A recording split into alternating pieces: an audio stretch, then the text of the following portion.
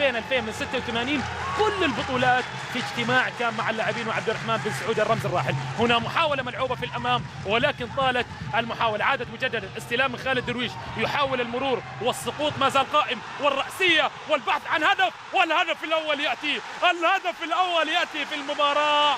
إذن عن طريق الحاضر أمامنا سعيد الكاس يفتتح ويقص شريط المباراة. سعيد الكاس يفتتح ويقص شريط المباراة، متعود على التسجيل. المباراة الماضية في النصر كان حاضرا، والآن يكرر الظهور والحضور وكلمة البداية والترحيب وإكرام الضيف بهدف من جانب سعيد الكاس. لاحظ اللقطة بالإعادة فيها لمسة يد ولكن مرت على حكم اللقاء. صعبة المحاولة الماضية تسديدة، وصعبة على راضي اللقطة الماضية لتهز الشباك وتعلن عن الهدف الأول. هي شرارة البداية الصفراء في المباراة. الآن استمتع بكرة قدم جميلة، استمتع بمباراة من أجمل ما يكون. إلى أحمد عباس، محاولة التقدم في الأمام ولكن استخلاص في المحاولة الماضية. هو من بصم في اللقاء كان رجل اللقاء. كرة ملعوبة في الأمام، العلودي، التقدم واللمسة والهدف حاضر، والهدف حاضر. مهما غاب يبقى الوصل، مهما غاب يبقى الوصل. وهنا الفرحة للجماهير الأزلية، الجماهير الأكبر في الإمارات، الجماهير الأروع في وفائها بين الفريقين دوما ودائما. حديث بين الشوطين مع الأسطورة زهير بخيت، لم يتحدث عن نفسه فقط، تحدث عن هذا الجمهور، لم يذكر نفسه لا معلومات عن نفسه، ولكن تحدث بأن الجمهور هو دوما ودائما ما كان العامل الأهم للإبداع بالنسبة لهم. والآن الجمهور حاضر وبإبداع جماهيري تحت أنغام وآهات الجماهير يأتي الهدف الثاني عن طريق الحاضر أمامنا سفيان العلودي بلمسة ولقاء وابتسامة مع الجمهور. الهدف يأتي الثاني لفريق نادي الوصل. مهما غاب يبقى الوصل، لا تغيب شمس الوصل أبدا، لا تغيب شمس الأصفرين. الوصل وفوه واحد من جانب جماهير النصر. اظهر يا باسكال واظهر يا فنقروي يا السهلاوي. محاولة التقدم، الدوخي لمسة، مر باسكال، تقدم، لا مشاكل، 3 لاعبين معاه، لا مشاكل ابدا. العرضيه ملعوبه والراسيه والعوده احمد. الكرات الهوائيه كما ذكرت مع هذا اللاعب ممنوعه، لاعب يلعب فوق السحاب. كل الكرات العاليه الفضائيه ممنوعه مع هذا اللاعب، يلعب فوق السحاب. ونحن في مباراه فوق السحاب.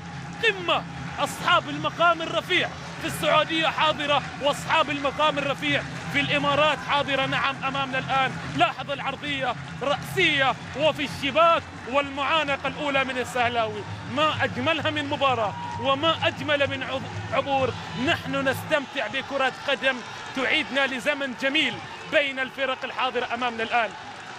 سهلاوي رغم وجود الأطوال الدفاعية في وجود المدافع يعني واحد الاستهجان من قلب الجمهور آخر، ولكن جمهور كبير جمهور الوصل رد للتحية بشكل جميل. عموما محاولة ملعوبة، العرضية والرأسية والهدف حاضر، والعلودي حاضر.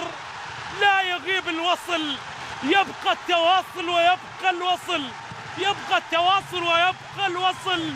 يعود الآن العلودي بمسحة مباشرة فيها الفرحة، مسحة رأسية فيها الفرحة الأبدية.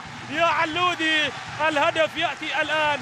لاحظ على غفلة يأتي الهدف برأسية، وما أجملها من رأسية. الكرات العالية، نعم هو لقاء آخر، لقاء يلعب فوق السحاب، يلعب فوق السحاب. رأسية من أجمل ما يكون، ارتقاء. لاحظ وزنها بالمسطرة والقلم الكاس، لابد أن تكون له بصمة في كل مباراة بين الفريقين. الكاس بالمسطرة والقلم. وجه له كلمة، جيبها في العلودي إلى الشباك، والعلودي مباشرة إلى خالد راضي، جيبها من الشباك يا خالد. محاولات متواصلة، محاولة إلتون، لمسة بشكل جميل ولكن استخلاص وقراءة ممتازة في الكرة الماضية. هنا البينية والتألق، حماد وضع الهدف والتقدم للنصر، والتقدم للنصر الآن. سعود حمود يرد الآن الرد الرسمي والبيان الرسمي. مهما غاب الوصل يبقى الوصل، ولكن النصر يبقى النصر، النصر يبقى النصر. نعم يبقى النصر، وهنا الجماهير الحاضرة النصراوية. ونكرر وأستعين بكلمات الراحل الأمير عبد الرحمن بن سعود عندما قال عن هذا الفريق بالفعل: رائع، كم أنت رائع، رائع رائع يا فارس القارتين، يا نصر الرياض في وطني.